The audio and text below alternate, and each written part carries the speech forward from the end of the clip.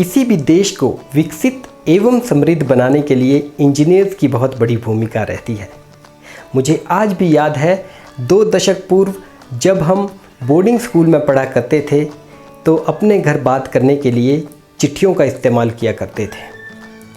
पैसे money order से आया करते थे और जब हमें दूरभाष के माध्यम से घर बात करनी होती थी तो हम STD PCO की लंबी लाइन में लगा करते थे तथा अपनी बारी आने पर जल्दी मनी मीटर की ओर देखते हुए अपनी बात समाप्त करते थे।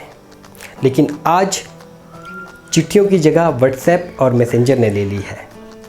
पैसे के लिए मनी ऑर्डर नहीं बल्कि पेटीएम, ATM और नेट बैंकिंग आ गई है, जिसके ज़रिए आप पैसे ट्रांसफ़र भी कर सकते हैं और निकाल भी सकते हैं। इसी तरह से अब STD PCO के बाहर लंबी लाइनें नहीं हैं। अब आपके हाथ में मोबाइल है, आप कभी भी कहीं से भी अपने परिजनों को कितने भी समय के लिए बात कर सकते हैं। यह सब मुमकिन हो पाया है केवल और केवल इंजीनियर्स की वजह से। पिछले 2 दशक में पूरे विश्व में एक डिजिटल क्रांति आई है जिसमें कि भारत ने एक महत्वपूर्ण भूमिका निभाई है। हिमाचल प्रदेश राज्य विद्युत बोर्ड ने भी आधुनिकीकरण की इस प्रतिस्पर्धा में हिमाचल को भारत के अग्रिम राज्यों में शुमार कर दिया है।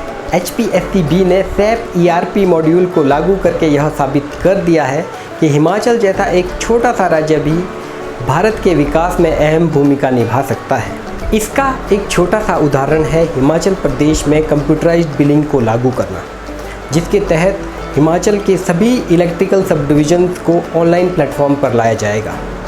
अब आप अपने घर बैठे ऑनलाइन मोड ऑफ पेमेंट से बिजली के बिलों का भुगतान कर सकते हैं। मगर हमने यह नोटिस किया है कि बहुत से इलेक्ट्रिकल सब डिविजन्स ऐसे हैं जहां पर कंप्यूटराइज्ड बिलिंग शुरू हुए लगभग 7 साल से ऊपर का समय हो गया है, लेकिन अभी भी ऑनलाइन मोड ऑफ पेमेंट को यूज़ करने वालों की संख्या 50% भी नहीं पहुंची है।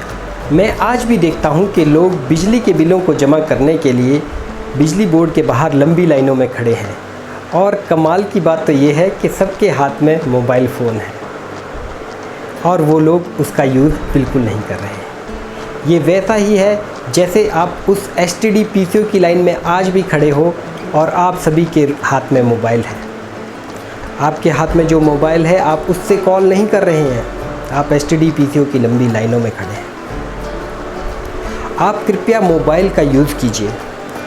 ये जो ऑनलाइन मोड ऑफ पेमेंट है ये उतना ही आसान है जितना कि आप अपने मोबाइल से किसी का नंबर डायल करते हैं। इसमें भी कुछ नंबर ही डायल करने होते हैं, उतना ही आसान है। मैं इसके ऊपर सेपरेटली वीडियोस बनाऊंगा। इसके 2 मुख्य मोड्स हैं, उन दोनों मुख्य मोड्स को मैं आपको समझाऊंगा कि किस तरीके से हम ऑनलाइन मोड ऑफ पेमेंट को यूज़ कर सकते हैं।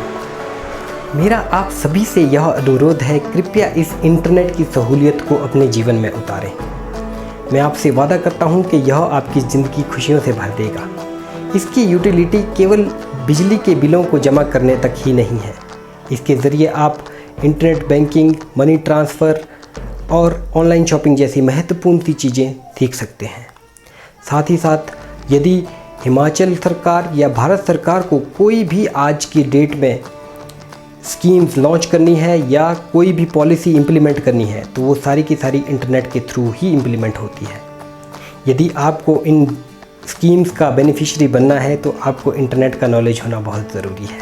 इसी के साथ मैं engineer Ashok Gupta, senior action, Himachal Pradesh राज्य विद्युत बोर्ड, आपसे इजाज़त चाहूँगा तथा आशा करूँगा कि आप सभी लोग अपने घर पर रहेंगे, सुरक्षित रहेंगे एवं सफाई का बहुत ज़्यादा ध्यान रखेंगे तथा इस कोरोना महामारी के समय अपने घर से ही बिजली के बिलों का भुगतान करेंगे। यदि आपको भुगतान करना नहीं आता है तो आप मेरे आने वाले वीडियो देखेंगे तथा वहां से सीखेंगे कि किस तरीके से ऑनलाइन मोड ऑफ पेमेंट से आप बिजली के बिलों का भुगतान करें। धन्यवाद।